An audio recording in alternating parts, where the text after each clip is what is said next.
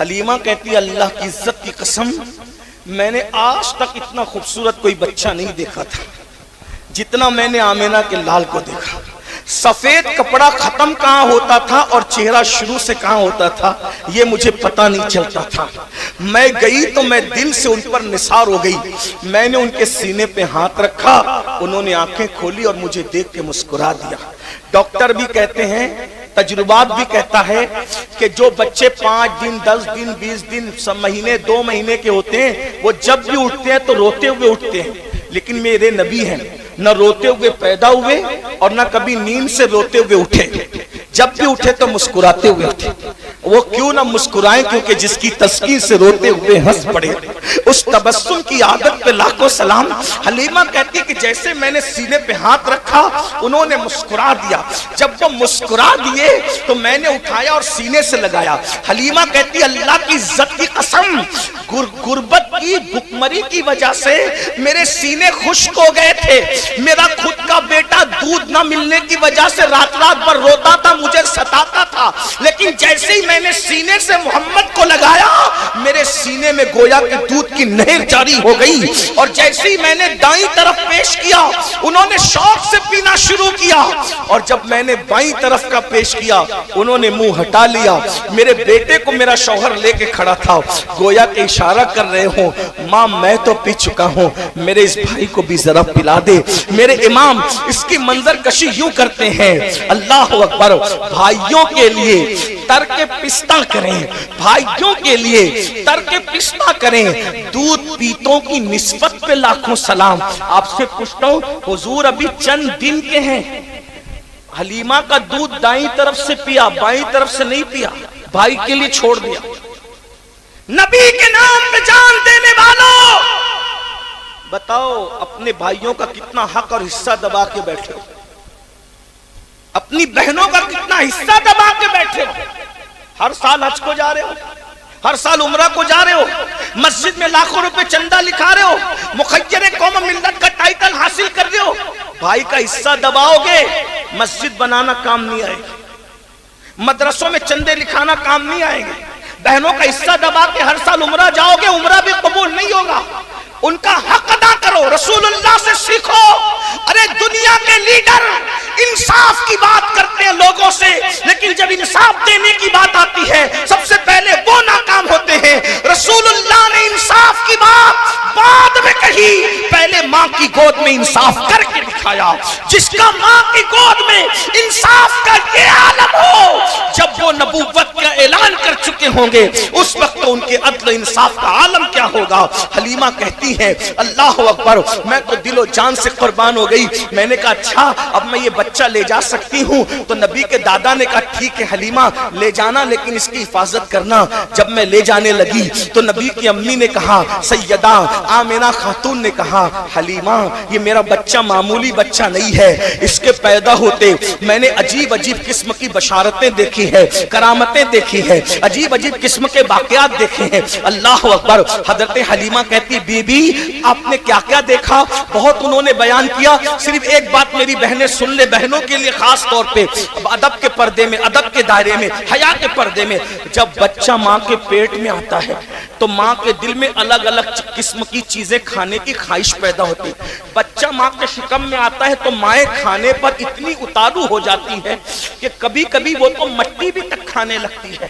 ٹھیک, اللہ جسم میں مختلف قسم کی بدبو آتی ہے اور طبیعت بوجھل رہنے لگتی ہے. حیا کے پردے میں کہہ رہا ہوں. لیکن یہ میرے نبی کی امی کہتی ہے جس دن وہ میرے پیٹ میں آئے میرے دل سے کھانے کی خواہش ہی ختم ہو گئی. ہر بچہ آتا ہے کھانے کی خواہش لاتا ہے, حضور آئے کہتی کھانے کی خواہش ختم ہو گئی, اور کہتی ہر بچہ ماں کے پیٹ میں آتا ہے, ماں کے پیٹ میں آنے کے بعد جسم میں بدبو پیدا کرتا ہے.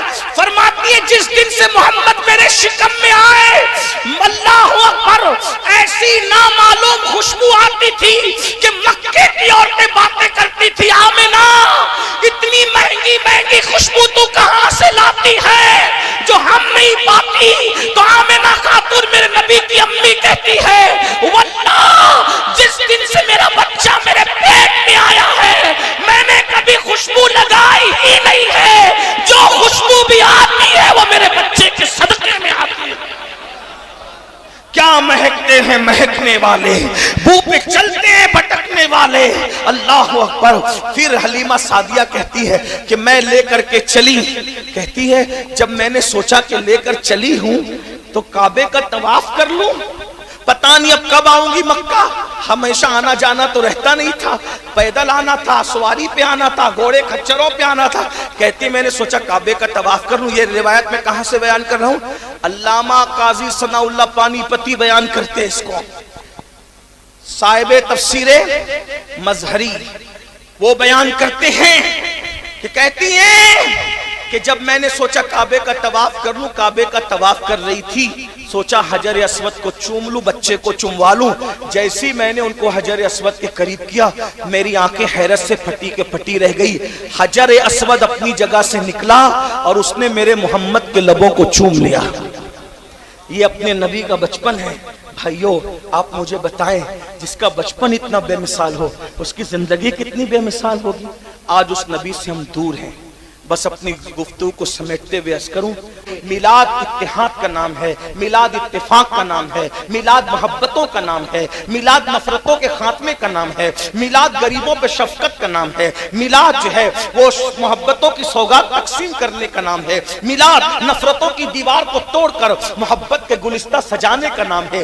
آئیے نبی کی میلاد صرف جھنڈیاں لگا کر نہیں منائیں گے، صرف جلوس نکال کر نہیں منائیں گے، صرف نعتیں پڑھ کے نہیں منائیں گے، نعتیں ہوتی رہے گی، جلوس نکلتے تھے نکلتے رہیں گے، جلسے ہوتے تھے ہوتے رہیں گے، لیکن میلاد اس طرح ہی منائیں گے۔ یا رسول اللہ کوئی جھنڈا لگاتا ہے، انشاءاللہ ہماری فیملی کی طرف سے ہم درخت لگا کر کے آپ کی میلاد منائیں گے، چہرے پہ داڑھی سجا کے آپ کی میلاد منائیں گے، کوئی محلے میں بیوہ ہے تو اس کے سر پہ دوپٹہ ڈال کے آپ کی میلاد منائیں گے، کوئی یتیم بچی ہے اس کی شادی نہیں ہو رہی ہے، شادی کر کے میلاد منائیں گے، کوئی غریب ہے اس کا آپریشن ہونے والا ہے، اس کے پاس پیسے نہیں ہے تو ہم میلاد کی خوشی میں اس کا آپریشن کرا دیں گے تاکہ اس کو نئی زندگی مل جائے۔ ہم میلاد اس طرح بھی منائیں گے کہ کچھ غریب بچوں کی فیس ہم اپنے اوپر لے لیں گے تاکہ ان کی فیس بھرتے رہے، اس طرح بھی تو میلاد مناؤ۔ کوئی مسجد بنا دیں گے میلاد النبی کے نام سے تاکہ رہتی دنیا تک کے لوگ اس مسجد کے ذریعے سے حضور کی میلاد کو یاد رکھے۔ بڑی معذرت کے ساتھ ہمارا حال یہ ہے، ہم روایتوں میں